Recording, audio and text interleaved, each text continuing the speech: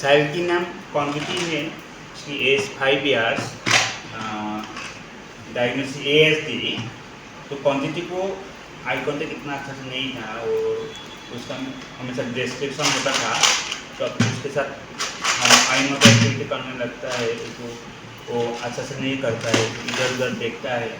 तो मैंने एक डिवाइस बनाया, उसको उसका आँखों में लगाता है ऐसे करके।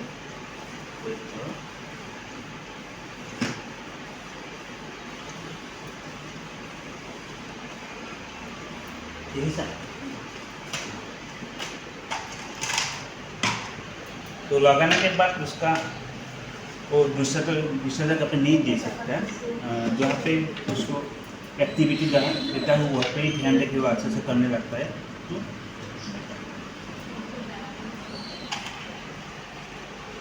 थोड़ा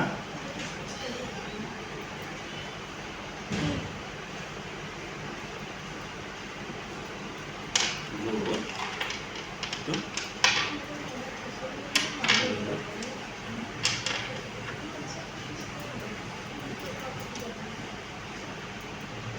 वो लगाने के बाद उसका आई कॉन्टेक्ट बहुत इम्प्रूवमेंट हुआ है, डिस्ट्रैक्शन भी नहीं होता है और उसको बोलना भी नहीं पड़ता है, ये करो वो करो, कमांड देना नहीं पड़ता है। बहुत ज़्यादा इम्प्रूवमेंट होने लगा उसको डिवाइस अप्लाई करने के बाद।